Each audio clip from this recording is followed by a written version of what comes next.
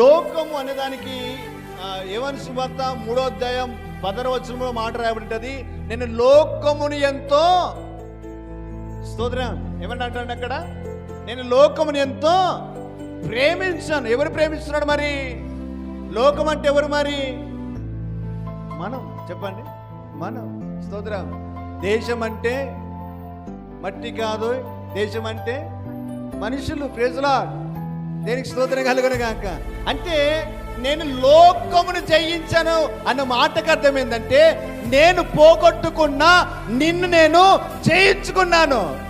అపవాది చేతిలో ఓడిపోయావు, అపవాది చేతిలో కృంగిపోయావు, అపవాది చేతిలో బందీగా మారావు.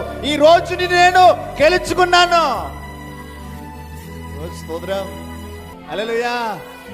ఈ మాట పరిశుద్ధాత్మ దేవుడు నాకు బయలుపరిచినప్పుడు స్తోత్రం, ఎంత గొప్ప భాగ్యం ఉన్నదే నా కొరకు అనిపించింది. స్తోత్రం కలుగును గాక.